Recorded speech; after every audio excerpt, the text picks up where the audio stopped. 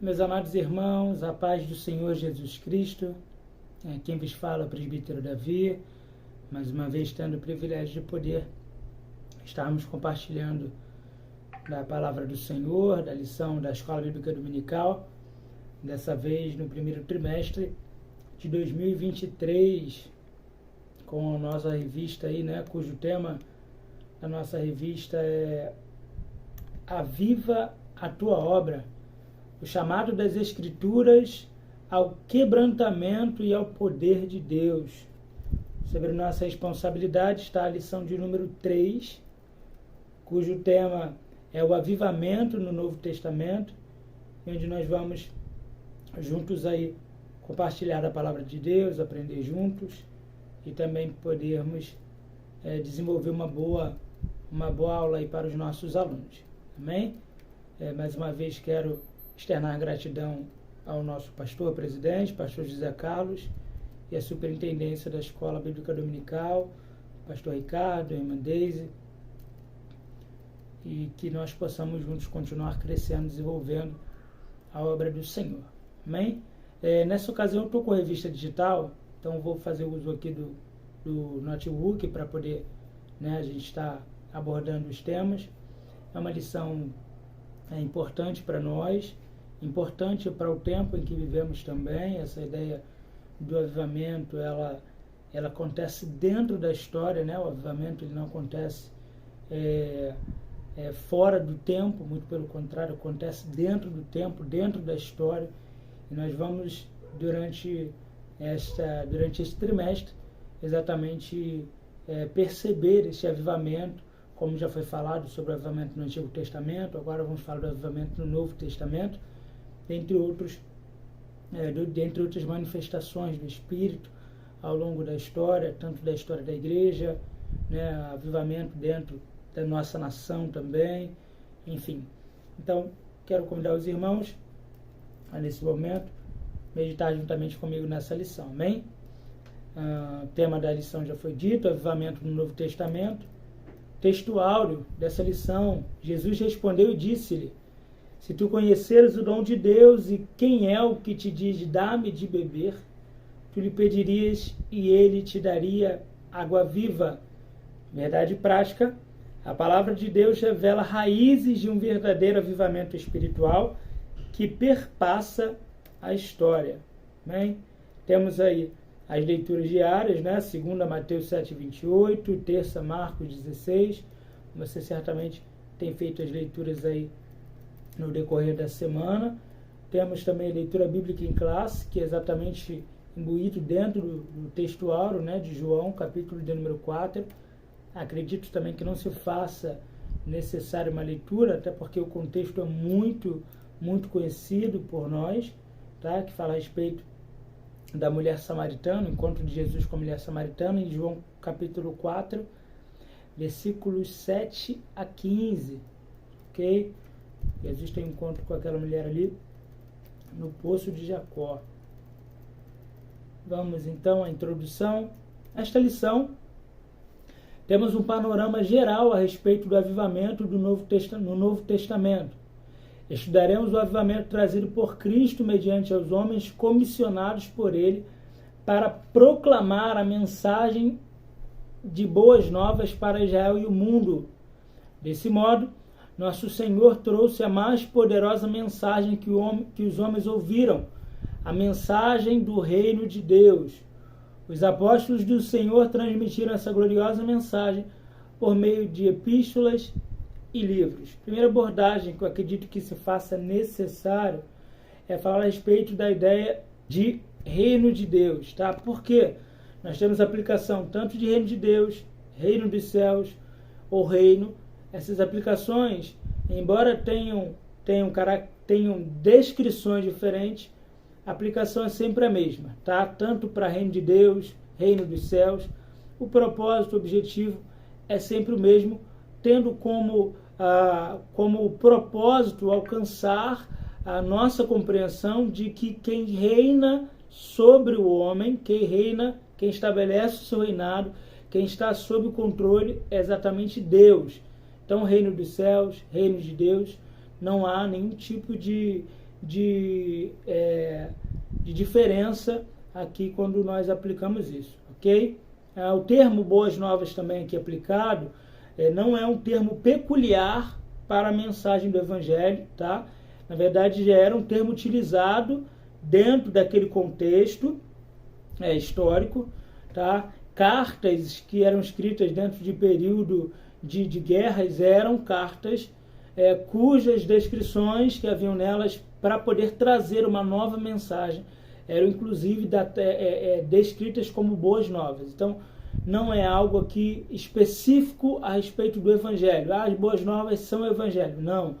Os autores aqui, principalmente os evangelistas, eles fazem uso de palavras que são utilizadas dentro daquele contexto. Tá ok? De uma maneira bem superficial para nós termos entendimento. Primeiro ponto aqui vai falar a respeito do avivamento nos evangelhos. Tá ok? Vai começar falando a respeito do avivamento no Evangelho de João, vai falar do avivamento em Mateus, em Marcos e em Lucas, tá? Falando dos 4 evangelhos.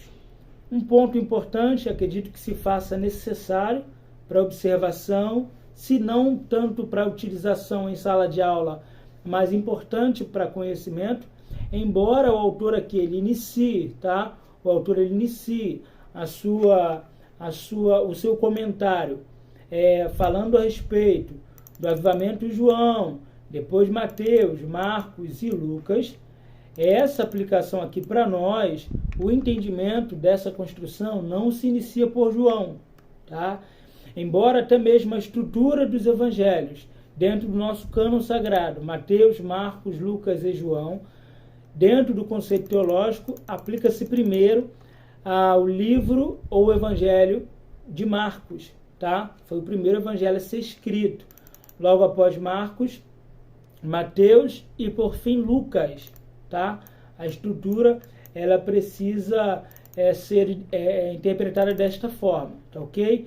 Então aqui o comentarista Elinaldo Renovato, ele vai fazer o comentário iniciando por João, depois Mateus, Marcos e Lucas, mas isso não deve interferir na nossa compreensão de ordem canônica, tá?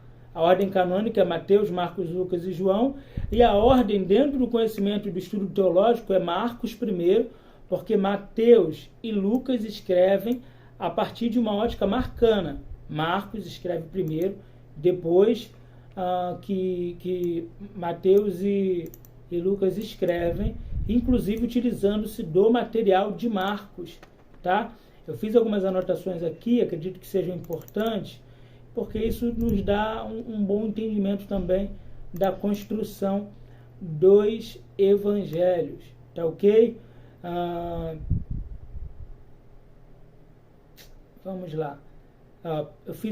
Eu coloquei algo aqui, eu vou até partilhar depois com vocês dentro do grupo do WhatsApp, exatamente a construção dos evangelhos e como se dá essa divisão.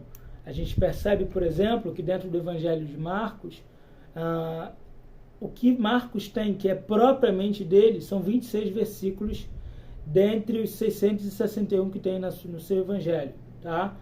330 versículos que tem no Evangelho de Marcos, tem também em Lucas e tem em Mateus, e 305 versículos estão tanto em Lucas ou em Mateus.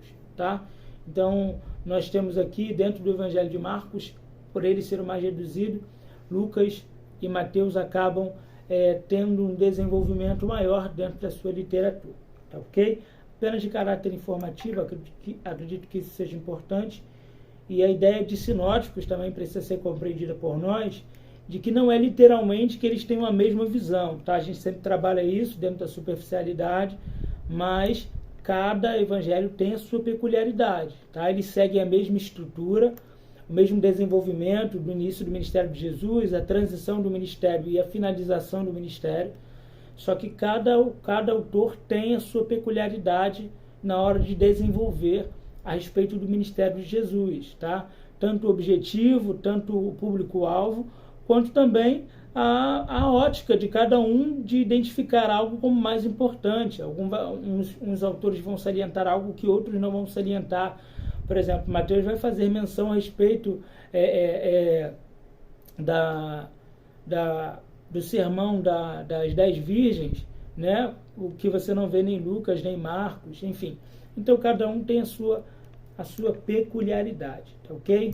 Vamos voltar lá ao tópico de número 1, quando ele inicia falando a respeito do avivamento no Evangelho de João. Ponto aqui importante. O autor aqui vai destacar, dentro do Evangelho de João, exatamente a conversa ou diálogo que Jesus tem com a mulher samaritana. Primeiro ponto, antes de nós entrarmos aqui, eu falei dentro das peculiaridades que cada evangelista possui. É claro que João não está dentro dos evangelhos sinóticos, né? Cabe apenas para Marcos, Mateus e Lucas, mas o desenvolvimento do evangelho joanino, ele vai iniciar com o prólogo joanino, os primeiros versículos, versículo 1 a 8 ali, vai falar exatamente da questão da divindade de Jesus, né? Que ele era o verbo estava com Deus, o verbo era Deus, o verbo se fez carne, o verbo encarnou, o verbo tabernaculou, né? Sobre nós, entre nós, na verdade. Então, a partir dessa ideia de que ele aplica Jesus como Deus, Jesus como Senhor, ele vai defender esse prólogo, esse pensamento que ele desenvolve nos primeiros versículos, ao longo de todo o seu evangelho.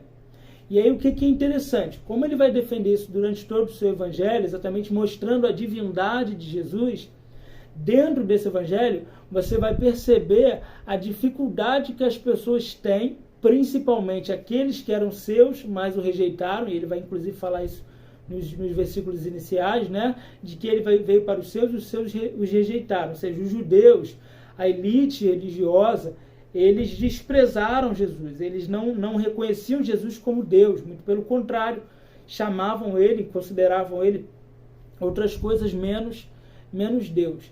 E aí, dentro de alguns diálogos, a gente vai observar exatamente que aquelas pessoas que não são, aqueles que não são judeus, ou aquelas que não são judias, né, sexo masculino e feminino, aqueles que não são judeus de maneira geral, eles não conseguem enxergar em Jesus o Senhor, eles não conseguem enxergar Jesus Deus, não conseguem enxergar Jesus o Messias. E dentro desse texto aqui, uma mulher samaritana, ou seja, que não tinha a lei como base para a sua vida, não tinha ali como a sua fé, né, em Yahvé, ela vai reconhecer Jesus como Messias. E aí, embora esse capítulo 3 aqui, quando fala a respeito de Nicodemos, fala a respeito também, capítulo 4 fala a respeito da mulher samaritana, parece destoar um pouco, mas nos mostra que exatamente essa identificação por parte de gentios que enxergam Jesus o Messias, que enxergam Jesus realmente a figura divina, aquilo que os judeus relutavam, né? Era muito resistente a aceitar. Você vai ver, inclusive, no capítulo 12, que fica evidente essa resistência, que o texto vai relatar que muitos creram nele, mas não confessavam porque amavam os primeiros lugares da sinagoga, amavam mais a glória dos homens do que a glória de Deus, enfim. Então, assim, havia uma resistência muito grande em aceitar e reconhecer Jesus como Senhor, e essa mulher aqui, ela vai reconhecer isso, e ela vai exatamente fazer essa declaração de que ela acha o Messias. Quando ela sai para poder falar para os samaritanos, né, que ela havia encontrado o Messias. Dentro dessa ideia aqui, o Renovato, né, que é o comentarista, ele vai exatamente aplicar a ideia de avivamento dentro desse contexto aqui, quando Jesus oferece para essa mulher a água viva, né? Jesus oferece para essa mulher uma água que pode saciar a sua sede. E aí, dentro disso, é importante a gente fazer uma pontuação, ou retroceder um pouquinho a primeira aula, que o comentarista ele vai descrever o avivamento da seguinte forma: que o avivamento é indispensável para o crescimento, desenvolvimento e cumprimento da missão integral da igreja. O avivamento espiritual é uma intervenção de Deus. Ele inicia quando o Espírito Santo encontra espaço, quando a igreja se volta para Deus, mas também falar que o avivamento pode ser caracterizado como uma ação que promove o retorno ou o recomeço. Ou seja, dentro disso aqui, o retorno ao que? Ele vai descrever na primeira lição: retorno à Bíblia, retorno à oração, retorno às experiências genuínas com Cristo, retorno à grande comissão, no caso, que é a propagação do Evangelho, né? E dentro desses pontos a gente consegue identificar aqui exatamente essa questão do avivamento que ele destaca na primeira lição, né? Exatamente trazer o homem ao recomeço, trazer o homem de novo a uma vida governada, regida, né? O governo régio de Deus, regido por Deus. Então essa mulher aqui, quando tem um encontro com Jesus, é uma mulher que desfruta de um avivamento, porque exatamente Cristo traz ela, transforma ela, traz ela de volta ao princípio, ou seja, não ao princípio dela, mas ao princípio do propósito da criação do homem, de um relacionamento com Deus. E a evidência desse avivamento, ele é tão grande, dessa transformação que há na vida dela, que a primeira coisa que ela faz é ela exatamente sair para poder pregar para as pessoas que estão também em Samaria. E isso acaba nos trazendo, não querendo adiantar, mais um paralelo que nós podemos fazer com a questão dos apóstolos, quando eles recebem o avivamento. Nós vamos falar mais à frente, mas o primeiro efeito do avivamento que eles desfrutam, da descida do Espírito Santo, é exatamente que eles começam a pregar o Evangelho, a propagar o Evangelho, não é mesmo? Então essa mulher aqui, mesmo estando no estado né, desprezada pela sociedade, à margem da sociedade, indo pegar água num horário que era divergente, que era incomum para as mulheres da época, essa mulher aqui tem um encontro com Cristo, e agora Cristo oferece para ela uma água viva, e ela desfruta de um avivamento, ou seja, Cristo ele penetra dentro do coração dessa mulher com as suas palavras de uma maneira tão poderosa, mas tão poderosa, que há uma conversão imediata. E o avivamento exatamente promove isso, uma conversão, uma mudança. Então aquela mulher chega ali como uma prostituta, desprezada, humilhada, desconsiderada, à margem da sociedade, mas após o encontro com Cristo, até mesmo as palavras dela agora passam a ser palavras que geram um respeito, uma confiança, porque quando ela chega, ela fala para as pessoas que ela encontrou o Messias, ela encontrou aquele que haveria de vir, e as pessoas atendem às palavras daquela mulher. Então, a proposta aqui do Renovato é exatamente essa, tá? Dentro do Evangelho de João. Aí ele vai descrever aí, ó, no segundo parágrafo: no encontro de Jesus com a mulher samaritana, uma água diferente é revelada aos homens, mas aquele que beber da água que eu lhe der nunca terá sede, porque a água que eu lhe der se fará nele uma fonte de água a jorrar para a vida eterna. Esse versículo é o resumo da missão redentora de Jesus: preencher o vazio da alma com a salvação, sanar as necessidades espirituais e emocionais do ser humano. Ou seja, ele entende que quando Jesus ele se manifesta, o propósito dele aqui é aplicar exatamente esse preenchimento do vazio da alma, ou seja, a salvação de Deus que vem ao homem para poder exatamente sanar as suas necessidades espirituais. Quando Jesus se manifesta e nos traz uma água viva, ele está exatamente trazendo para nós um preenchimento, né, a esse elo que foi quebrado. Quando Adão peca, é Cristo que vai refazer essa aliança, que vai restaurar essa aliança. E aí ele consegue sanar as nossas necessidades espirituais, porque o homem está morto espiritualmente e ele precisa exatamente de um remidor, de um salvador, de alguém que traga de volta o Espírito Santo, que traga de volta, na verdade, ali, né, não sei nem se a gente pode aplicar dessa forma, trazer de volta o Espírito Santo, né? Mas exatamente trazer de volta esse relacionamento com Deus, e exatamente a dádiva do Espírito Santo que faz com que o homem agora viva realmente de acordo com a vontade de Deus, tem essa capacidade. E aí ele vai dizer mais: esse encontro entre o Salvador e a mulher samaritana mostra que o fruto da mensagem divina traz vida aos que estão mortos espiritualmente. E ele vai inclusive fazer uma comparação aqui, uma aplicação com o texto de Colossenses, né, a carta de Paulo aos Colossenses, capítulo de número 2, versículos de número 12 e 13, ele vai afirmar que esse é o maior de todos os avivamentos que uma pessoa pode experimentar. Amém? Ponto 2 do primeiro tópico do avivamento nos evangelhos vai falar sobre o avivamento em Mateus. Ele descreve que o evangelho de Mateus, quando foi escrito, 60 depois de Cristo, é considerado o evangelho do reino, o evangelho do rei, sobre as expressões, né, que tem do reino dos céus, o reino de Deus, o reino, enfim, que aparecem mais de 30 vezes no texto matiano, ou no texto de Mateus, no evangelho de Mateus. Tá? Ele vai falar aqui a respeito do objetivo que ele escreve, né, do público-alvo ali que é majoritariamente judeu. E aí dentro desse ponto aqui que ele vai falar que ele vai aplicar como Jesus é o Messias prometido no Antigo Testamento por meio dos profetas. É interessante esse ponto aqui, eu quero destacar isso aqui para você também, para nós, na verdade, é que quando você para poder ler o Evangelho de Mateus, você percebe uma construção dentro dos primeiros capítulos muito, muito interessante e que vale também a pena nós destacarmos aqui, e talvez seja importante também você destacar para o seu aluno em sala de aula, tá?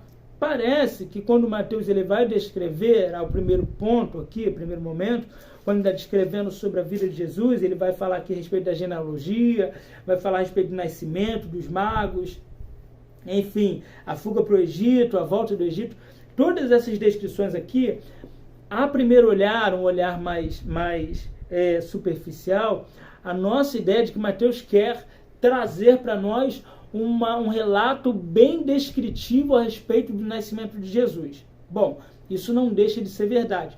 Só que como ele escreve para uma comunidade judaica, majoritariamente judaica, tem um propósito dentro disso aqui que vai além de uma descrição.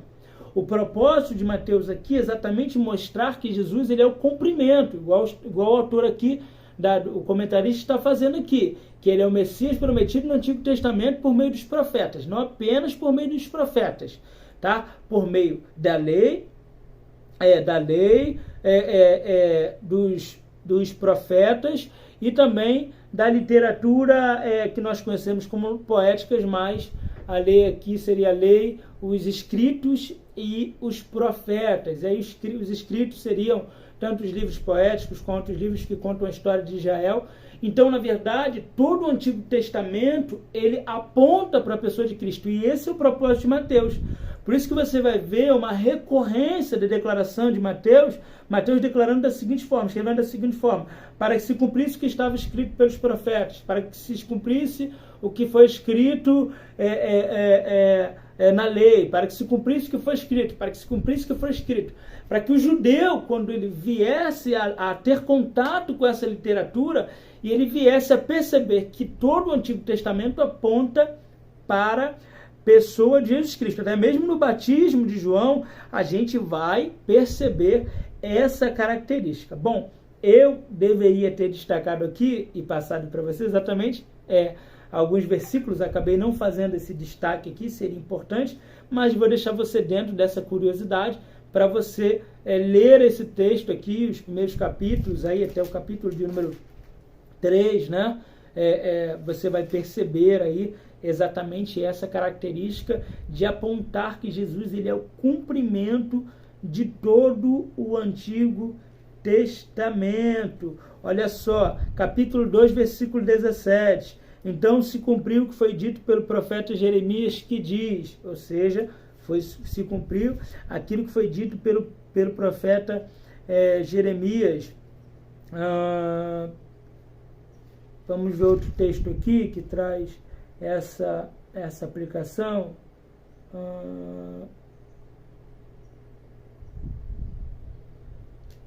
Capítulo 3, versículo de número 15. Jesus, porém, respondendo, disse: deixa por agora, porque assim nos convém cumprir toda a justiça. E ele o permitiu, tá? Cumprir toda a justiça, ele o permitiu. Então, são dois aqui dos textos que a gente pode exatamente trazer aqui para essa nossa confirmação dessa interpretação, tá ok? Dentre outros textos aí que você certamente vai encontrar dentro da literatura matiana. E aí, aqui ele vai falar exatamente sobre o avivamento, nessa manifestação do reino de Deus. Quando o reino de Deus é estabelecido sobre o ser humano, quando Deus ele governa sobre o ser humano, falei um pouquinho sobre isso anteriormente, exatamente onde se manifesta essa ideia do avivamento dentro do Evangelho de Mateus. Venha a nós o teu reino, seja feita a tua vontade. Quando é que nós desfrutamos do avivamento? Quando o reino de Deus é estabelecido sobre nós. Quando Cristo ele se manifesta, o reino de Deus sobre a terra. O maior evento histórico que nós podemos ter, o maior evento histórico, é exatamente a manifestação de Cristo. É Cristo vindo em carne. É o Deus encarnado, é o Deus que se faz homem e se manifesta de uma maneira simples e humilde, mas que se manifesta, um Deus que se manifesta dentro da humanidade, trazendo o seu reino, trazendo, podemos aplicar assim, trazendo o seu estilo de vida, trazendo as características do reino, o comportamento do reino, a cidadania do reino, aquela pessoa que de fato vive um verdadeiro relacionamento com Deus, é aquela que vive debaixo do governo de Deus, debaixo das orientações do reino de Deus. É alguém que não é regido pelo governo desse mundo, que está nesse mundo, que participa desse mundo, que nós participamos, que nós usufruímos deste mundo, seja no seu contexto social ou no seu contexto natural, tá? Ou até mesmo no seu contexto político. Na verdade, todas as esferas nós desfrutamos desse mundo, mas nós somos regidos absolutamente por um governo celestial, pelo reino de Deus, pelo governo dos céus. Amém? Então, assim, Mateus revela o real avivamento que o mundo poderia vivenciar. Capítulo 4, do versículo 13 ao versículo de número 17. Deixando Nazaré, foi habitar em Cafarnaum, cidade marítima, nos confins de Zebulon e Naftali.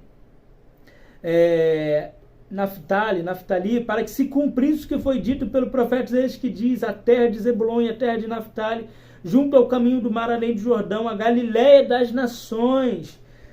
O povo que estava sentado em trevas viu uma grande luz, e aos que estavam sentados na região e sombra da morte, a luz raiou. Versículo 17. Desde então começou Jesus a pregar e dizer: arrependei-vos, porque é chegado o reino dos céus. Ou seja, exatamente no meio das trevas a luz resplandece. Tem uma mensagem aqui dentro dessa ideia de Cafarnaum, de Zebulon, de Naftali, tá? E aí a gente deixa isso para uma outra oportunidade, mas aí fala sobre a Galiléia das nações, tá? Essa Galiléia das nações, ou em alguns termos, a Galiléia dos gentios, ou seja, Jesus se manifesta exatamente à margem da sociedade, na Galiléia, né? Ali uma região que era, de certa forma, um pouco mais desprezada, né? Jesus ele exatamente reside em Nazaré, ele é exatamente desprezado também por isso. Então Jesus ele se manifesta a sua luz exatamente numa região, ele inicia o seu ministério numa região em que era muitíssimo desprezada. Então mostrando exatamente que o avivamento ele não é apenas um privilégio de uma parte da sociedade, de uma elite da sociedade. E aí dentro disso você percebe onde Jesus nasce e começa a desenvolver o seu ministério, que era na Galiléia e não na Judéia. E isso é de fato um choque até dentro desse contexto religioso, porque o Messias ele deveria se manifestar e realizar os seus sinais exatamente dentro da concepção judaica, né? Que ele viesse a desenvolver o seu ministério, principalmente na Judéia, né? Havia essa depreciação da Galiléia, Judéia, enfim, que fazia com que na Judéia estivesse a elite religiosa, aqueles que de fato eram um povo puro, e aí dentro da Galiléia já ali uma mescla, né? Uma mistura de povos, enfim, que vem muito do contexto também veterotestamentário, do Antigo Testamento, quando o povo ele volta do cativeiro e todas as questões ali que envolvem esse processo de mistura dos povos. Então Jesus ele vai se manifestar primeiro numa região pobre, primeiro numa região desprezada, primeiro numa região humilde, exatamente mostrando o poder do Evangelho que não está intrínseco a uma classe religiosa. Tá ok? Então, o avivamento não está preso apenas a uma parte da sociedade ou um grupo religioso. tá ok? Terceiro ponto, o avivamento em Marcos. No Evangelho de Marcos, Jesus é apresentado como servo em 3 aspectos. Primeiro, mostra Jesus como servo vencedor sobre as enfermidades. Estou lendo aqui a nossa revista, tá? O comentarista aqui fala que a primeira aplicação é Jesus como servo vencedor, e aí mostra exatamente as curas. Eu disse para vocês anteriormente, logo no período introdutório, a respeito que cada um tinha sua peculiaridade, e aí já fica claro aqui quando nós falamos a respeito de João, de Marcos, agora de Mateus, agora de Marcos. Dentro dessa peculiaridade, os textos de Marcos, eles são muito breves, muito objetivos, tá ok? Marcos não tem uma preocupação em dar detalhes em alguns pontos. Pouco você vai ver Jesus ensinando dentro do Evangelho de Marcos ou do Evangelho marcando, para você enriquecer aí o teu conhecimento teológico, o teu vocabulário. Dentro do Evangelho marcando, você não vai ver Jesus ele tendo tantos sermões, como, por exemplo, você vê principalmente em Mateus.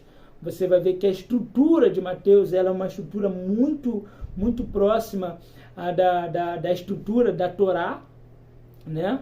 É a divisão do seu Evangelho, os sermões que ele vai trazer, enfim, há uma comparação muito grande do Evangelho de Marcos com o Antigo Testamento, principalmente com a lei, com a Torá, exatamente pela proximidade com os judeus. Aqui dentro do Evangelho de Marcos, você não vai ver tantos sermões, tanta descrição, mas você vai ver curas, milagres, libertação, demônios sendo expulsos, né? Então você percebe também as forças da natureza sendo submissas àquilo que Jesus fala, né? As ordens que Jesus dá ao mar, ao vento, por exemplo. Então isso mostra também essa característica do Evangelho de Marcos, mostrando Jesus como esse servo triunfante, esse servo vencedor, né? Que tem exatamente também o poder o poder sobre a morte, né? Não o poder da morte, o poder sobre a morte, não que ele não tenha também o poder da morte, de dar vida e tirar a vida, ele faz como ele quer, mas a gente vai perceber aqui dentro do Evangelho marcando isso, e aí vai perceber o segundo aspecto, Jesus como servo sofredor, aquele que é maltratado pelos líderes judaicos, sacerdotes, traído por Judas, que é um dos seus discípulos. Então você vai ver Jesus também sofrendo bastante dentro aqui do Evangelho de Marcos, e aí ele também vai fazer essa declaração, se não me engano, Marcos 10:45, o Filho do Homem não veio para ser servido, mas para servir e dar a sua vida em favor de muitos. Ou seja, exatamente um dos textos que caracteriza esse pensamento teológico de que o Evangelho de Marcos que apresenta Jesus como servo, tá? E aí, dentre as humilhações, é importante revelar aqui, isso é intrigante, mas é importante, é que Jesus não é preso e nem morto especificamente pelos romanos, tá? Todo o processo de sofrimento que Jesus sofre até a sua crucificação, tudo isso é resultado de um apelo incessante da comunidade judaica, tá? Roma, ela participa apenas como aquele que poderia dar um voto de Minerva, né? Se é que eu posso aplicar dessa maneira. Mas você percebe que há uma isenção por parte do governo romano, porque eles não encontravam Jesus causa alguma para que Jesus viesse a ser morto, tá bom? Mas os judeus queriam a morte de Jesus a todo custo, tá? E aí, por último, vai colocar Jesus exatamente como o servo triunfante, né? Aquele que venceu a morte, o pecado, o mundo maligno. E aí, dentro dessa questão das curas que a gente vê Jesus realizando, desses milagres, né? Exatamente onde nós vemos exatamente esse avivamento, né? Que Jesus ele vem e promove toda uma restauração, todo um resgate, né? De uma integridade, de uma vida sã, uma vida perfeita, que as pessoas naturalmente que viviam principalmente à margem da sociedade, porque essa aplicação que se faz aqui, quantas pessoas que estavam enfermas, quantas pessoas que estavam endemoniadas, as pessoas que estavam sofrendo por alguma doença, que exatamente elas acabavam por ser desprezadas e ficavam vivendo à margem da sociedade. Lucas é mais enfático nisso também, tá?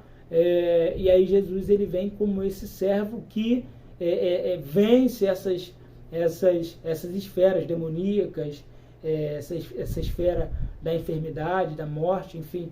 Então Jesus ele mostra exatamente uma restauração aí no seu posicionamento como servo. E, por fim, na verdade, aí que nós aplicamos o servo triunfante que vence a morte, é o terceiro dia, né? E aí o pecado também, o mundo maligno, isso aí revelando exatamente esse avivamento dentro do Evangelho de Marcos. Quarto ponto, o Evangelho de Lucas.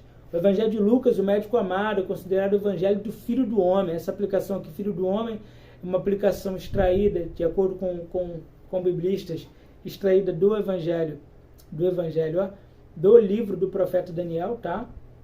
É extraída daqui. Nós vamos, na verdade, acabar tomando um pouco de tempo mais nessa primeira parte. Eu acredito também que seja uma das partes principais, não que as demais não sejam, mas ela tem uma importância muito grande. Já falo dos 4 evangelhos inicialmente. Então aqui Lucas, quando faz essa aplicação Filho do Homem, faz uma extração dos textos do profeta Daniel. Você pode procurar essa expressão lá, tá? Aqui é um Deus que se humaniza, né? Um Deus que de fato está mais próximo do ser humano. O Evangelho de Lucas, você vai ver Lucas dando atenção às mulheres dentro desse evangelho, o evangelho que dá muita atenção à figura da mulher, tá? O evangelho que Lucas escreve, ele também vai fazer bastante menção, ou na verdade é o maior comentarista do Espírito Santo. Lucas, dentre os evangelhos, é o que mais vai citar a pessoa do Espírito Santo. Nenhum outro evangelista tem essa característica, tá?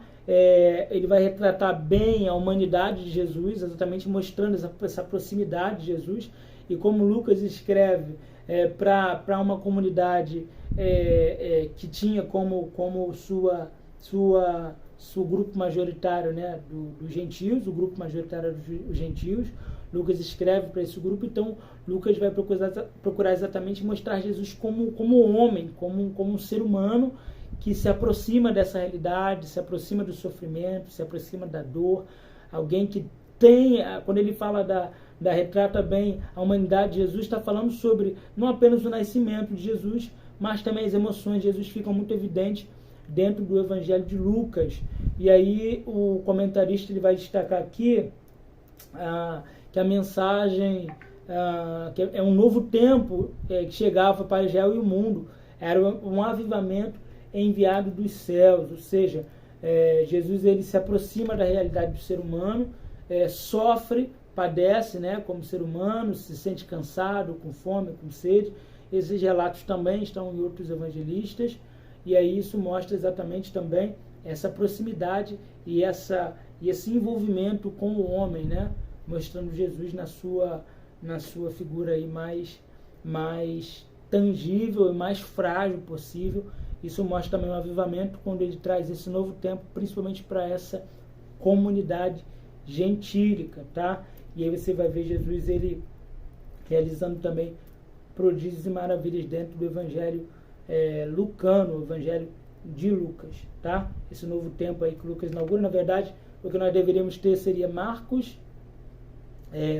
Mateus, Lucas, Atos, mas acaba se inserindo ali João ali no meio, por um propósito canônico mesmo, mas Lucas ele escreve o primeiro tratado e o segundo tratado seria o tratado em Atos dos Apóstolos. Então seria interessante nós lermos sempre Lucas e Atos logo após. Segundo ponto, o avivamento em Atos dos Apóstolos. Vai falar sobre o avivamento da igreja primitiva e também a descida do Espírito Santo. Tá nos primeiros capítulos aí de Atos dos Apóstolos, pessoal, avivamento nos Atos dos Apóstolos. A mensagem do livro de Atos transcende a história da igreja primitiva. Ela mostra que o evangelho ultrapassou as fronteiras de Israel, chegando aos gentios de maneira impactante e avivada. Tá? Nós temos aqui na igreja primitiva uma declaração em Atos 1:5 sobre o batismo com o Espírito Santo, não muito depois daqueles dias, tá? E é exatamente na festa de Pentecostes. Tá? O cumprimento dessa promessa, de acordo com o comentarista, na vida da igreja seria o maior avivamento ocorrido na história.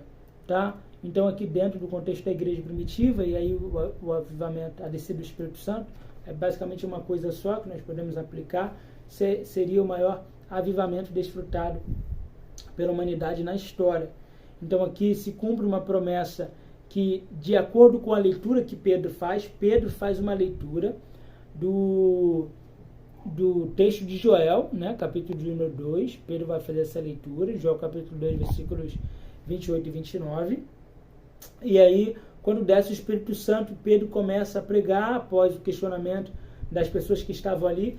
É importante destacar que esse avivamento, embora haja ali uma multidão, e aí o texto de Atos dos Apóstolos vai descrever as nações que estavam ali, essas pessoas elas eram residentes de Jerusalém. Haviam pessoas que vinham de fora? Sim.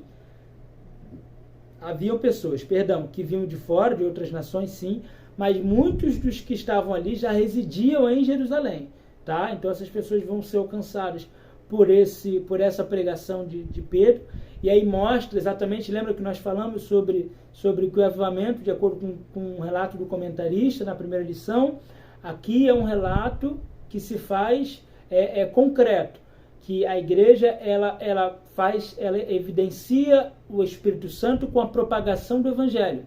A propagação do Evangelho é a primeira confirmação exatamente dessa descida do Espírito Santo sobre a igreja. Então, o Espírito Santo desceu, os discípulos saem e começam a propagar. E Pedro ali, no caso, é o personagem em destaque, o apóstolo em destaque ali exatamente para também trazer a ideia de Pedro como líder da igreja, tá ok?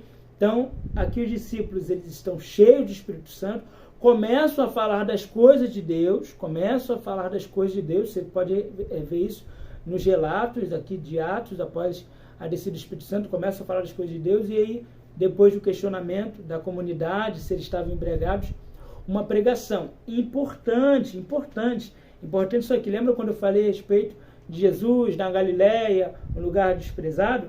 Aqui em Atos dos Apóstolos, quando você lê, eles vão falar assim: porventura não são esses homens galileus? Ponto. Aqui está a evidência exatamente do desprezo que se tinha pela comunidade, pelos judeus, principalmente aqueles que residiam na Judéia, para com os galileus. Então é o seguinte: esses homens não são galileus, ou seja, esses homens não são os ignorantes, esses homens não são os pobres, esses homens não são os analfabetos, esses homens... Não, como é que esses homens estão falando nas línguas que nós podemos compreender? Então, aqui fica evidente exatamente essa discriminação que havia entre as comunidades, tá ok? Então, a descida do Espírito Santo capacita os incautos, os frágeis, os ignorantes exatamente a manifestarem o poder do Evangelho. E aqui você pode fazer, inclusive, uma aplicação, se você quiser fazer isso dentro da sua aula, exatamente dessa inclusão que o Evangelho propõe. O Espírito Santo, ele propõe essa inclusão, ou seja, não há distinção. Quando o Espírito Santo ele se manifesta, quando há esse avivamento, não há distinção entre as pessoas. Todos se tornam de maneira igual, todos se tornam iguais, e todos são importantes dentro do reino. Então aqui nós vemos exatamente essa manifestação, uma grande comissão se levantando, o poder do Espírito Santo sendo manifesto ali. Isso pode ser usado como tema, inclusive, de uma palestra de inclusão social. Enfim, o poder do Espírito Santo é fantástico, e o propósito de Deus aqui, exatamente no alcance dos gentios, no alcance daqueles que eram desprezados, que estavam à margem da sociedade. E quem escreve o Atos dos Apóstolos é quem? Exatamente Lucas, né? O evangelista Lucas. E aí fica claro aqui exatamente a proposta dele, quando ele escreve tanto o Evangelho, agora escreve Atos dos Apóstolos, ele vai relatar exatamente os atos do Espírito Santo sobre a vida dos apóstolos. E aí, embora a gente valorize sempre o apóstolo Paulo com todas as suas viagens e todos os seus feitos, você vai perceber que há uma estratégia muito grande, tanto de Lucas, que ele coloca Pedro e Paulo no mesmo patamar, quando você percebe os feitos de cada um. E aí, depois eu posso até compartilhar com vocês uma tabela dos feitos de Paulo e os feitos de Pedro, que são absolutamente semelhantes. O que nós vemos aqui em Atos é, de fato, uma proposta do autor, de Lucas, né, de nos fazer se identificar com a história, com os personagens que ali estão, para que a gente possa ter a compreensão de que Deus, assim como fez na vida dos apóstolos, assim como Jesus fez, Assim como os apóstolos foram capacitados pelo Espírito Santo para poder executar a sua obra e fizeram com maestria ao ponto de marcar a história e marcar também a vida cristã e sendo uma referência para nós, nós também como cristãos temos a capacidade de causar todo esse distúrbio. E digo distúrbio no seu sentido, não no seu sentido pejorativo, mas de causar essa transformação, essa mudança na sociedade. Então, a ação do Espírito Santo sobre a vida dos apóstolos, sobre a vida de Pedro, de Paulo, sobre a vida de Filipe, sobre a vida de Barnabé, sobre a vida de tantos outros homens que estão relatados em Atos dos Apóstolos, ela também pode e deve ser evidenciada em nossas vidas. Amém? Por fim, a gente vai observar as cartas aplicadas aqui, as cartas paulinas e as cartas gerais. Vou ser bem objetivo, acredito que a centralidade dessas cartas, tanto das cartas paulinas quanto das cartas gerais, é a aplicação de uma vida cristã na prática, o avivamento como uma vida cristã na prática. A maior evidência do avivamento é realmente a mudança de comportamento do ser humano.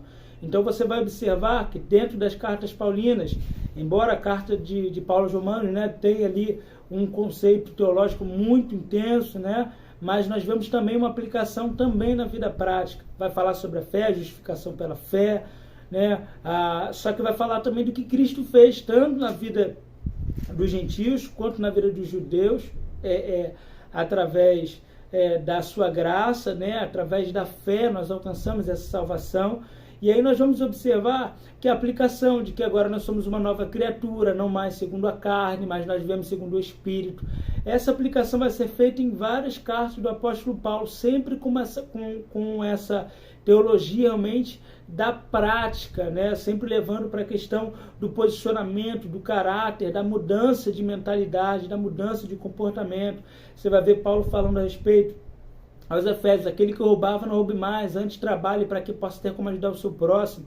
Nós éramos escravos, nós vivíamos segundo, né, o domínio desse mundo, mas agora nós somos nova criatura, agora nós somos filhos de Deus, né? Nós vamos ver dentro das cartas paulinas muito sendo aplicado isso, por exemplo, aos Coríntios, que nós somos um corpo, nós somos um corpo bem organizado, né, que não há divisão, que não há distinção, não há mais judeu, não há mais grego. Então, falando de uma unidade, de um tratamento, né, como família, de um tratamento com igualdade. Tudo isso é exatamente a evidência na prática daquilo que Cristo fez em nós. Nos tratamos agora como irmãos, somos uma igreja, somos um corpo vivo, precisamos amar uns aos outros. Nas cartas gerais, se nós amamos a Deus, devemos amar o nosso próximo. Não tem como dizer que você ama a Deus e você não viver de acordo com os seus mandamentos. Então, todas essas cartas vão trazer aplicações. A carta do apóstolo Pedro vai trazer essa aplicação também de que nós precisamos obedecer ao governo, né? Que nós precisamos, se morrer como cristãos, morrer com caráter, com fidelidade a Deus, né? As cartas pastorais falam a respeito de uma vida, no seu sentido de não se permitir corromper, né? Que ele orienta os pastores, tanto Timóteo quanto Tito, a não se corromper, a não se deixar levar por falsos ensinamentos, antes meditar na lei, meditar na palavra. Um verdadeiro avivamento te faz viver como um exemplo. Paulo orientando a Timóteo e a Tito: seja o exemplo, seja uma referência. Tudo isso para nós é um reflexo de uma vida comportamental, tá? Não vivendo mais segundo esse mundo, fomos tirados das trevas para a luz, né? Precisamos viver em unidade, precisamos viver em amor, precisamos resistir aos dias maus, não nos corrompermos. Então, acredito que a aplicação dentro das cartas, embora o autor aqui fale, né, ele dê declarações referentes à carta aos Tessalonicenses sobre o advento de Cristo, a carta aos Efésios falando sobre encher o Espírito, a carta aos Colossenses, enfim. Mas a aplicação que eu acredito ser necessária, que eu entendi que como necessária dentro das cartas paulinas e cartas gerais, é realmente uma vida de comportamento que se assemelhe à pessoa de Jesus Cristo, a permanecer fiel, a pregar o Evangelho, a mostrar com o seu comportamento a pessoa de Jesus Cristo, né? Somos cidadãos dos céus,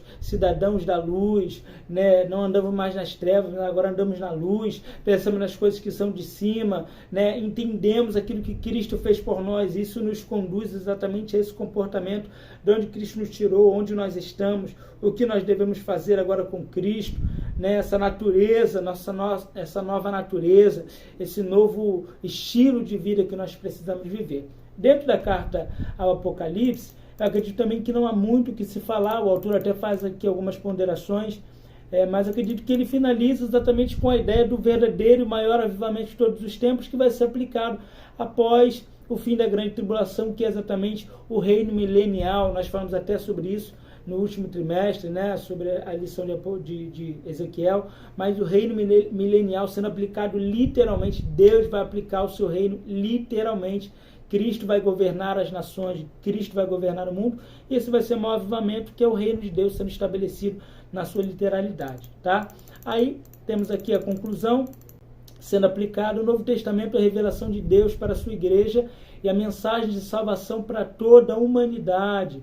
Por isso, ao longo desse divino documento, podemos perceber a vontade de Deus para um avivamento genuíno do seu povo. No geral, o Novo Testamento revela o plano de Deus para o mundo, bem como as suas diretrizes para que a igreja exerça de maneira avivada a sua missão na terra. Meus amados irmãos, agradeço a atenção de vocês. O vídeo dessa vez ficou um pouquinho longo, mas com um pouquinho mais de informações. Tenho certeza que Deus ele irá nos direcionar para uma aplicação de aula abençoada e que venhamos continuar nos dedicando à tarefa de buscar entendimento e aprendizado nas Escrituras Sagradas. Deus em Cristo vos abençoe sua casa, sua família. Sendo a minha primeira oportunidade de estar ministrando aqui a aula, eu quero desejar a todos um feliz ano novo, que Deus nos conceda um ano de muitas realizações, um ano de muito sucesso, um ano cheio do Espírito Santo, um ano avivado para a honra e glória do nome santo do Senhor. Um grande abraço, presbítero Davi Lima dos Santos. Fiquem com Deus.